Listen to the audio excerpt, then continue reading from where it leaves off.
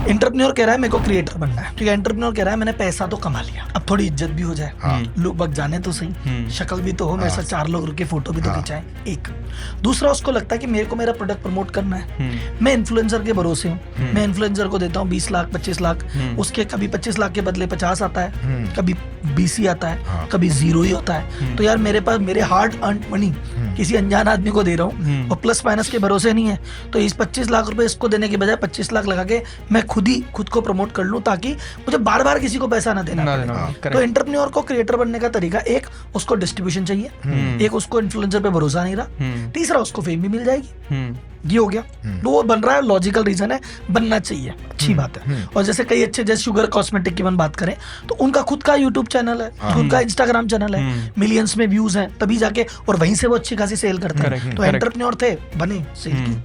अब आते हैं इन्फ्लुएंसर क्यों बिजनेसमैन बन रहा है, उसके भी 2-3 कारण है। पहला, एक शायद उसको ब्रांड मिलने अब थोड़े कम हो गए, कह रहा है ब्रांड तो मिलने रही, कुछ तो बेचना ही है, क्या करूं, तो एंटरप्रेन्योर बन जाता है।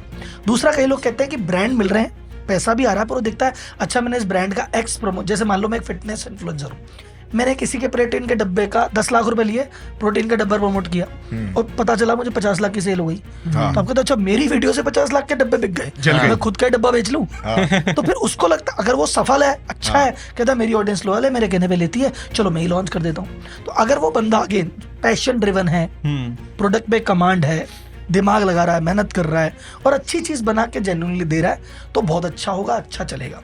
लेकिन वो कह रहा है कि नहीं मेरी ऑडियंस है, मेरी फैन है, मेरी भक्त है, मैं जो बेचूंगा जैसे बेचूंगा ले लेगी और कुछ भी कचरा बना के दे देगा, तो फिर भाई साहब वो ऑडियंस से भी जाएगा और धंधे से भी जाएगा। तो मोरल द स्टोरी है कि आप एंटरप्रेन्योर हो, आपको क्रिएटर डेफिनेटली बनना चाहिए, और अगर आप क्रिएटर हो तो आपको डेफिनेटली एंटरप्रेन्योर बनने की सोचनी चाहिए, लेकिन आपकी product A1 researched, value giving, service जो भी दे रहे हो वैल्यू गिविंग होनी चाहिए ढंग से।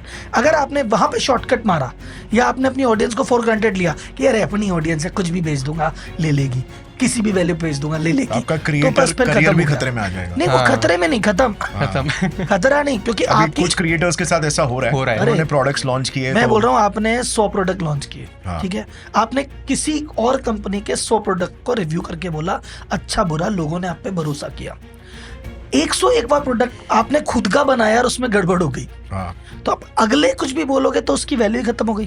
तो अच्छा फिर कंपनीज क्या है, देखो सर कैसा है, कंपनीज का धर्म ईमान नहीं है। एक बात बता दो, क्रिएटर को मैं इसलिए कहता हूँ कि खुद का प्रोडक्ट बनाओ, क्योंकि कंपनीज का धर्म ईमान नहीं है। आज कंपनी तुम्हारे व्यू आ रहे हैं, तुम्हारा प्रोडक्ट तुम्हारे बात में दम है, तुम्हारा सेल देते हो, तो कंपनी तुम्हें सर आंखों पे बिठा के अरे सार ये ले लो वो ले लो, ऐसे ऐसे ऐसे।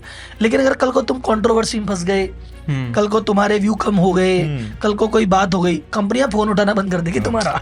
तो कई क्रिएटर ऐसे भी तो फंस गए कि मेरी फलानी कंपनी से मेरी डील है, साल के 25 लाख रुपए आते हैं और कोई टेंशन ही नहीं है, उसके भरोसे वो इन्वेस्ट कर दिया, जमीन ले ली, ये कर लिया वो कर लिया, और एक छोटी सी कंट्रोवर्सी हुई, उस कंपनी ने कहा sorry we can not work with you. अब EMI कहां से भरेगा, अब EMI कहां से भरेगा।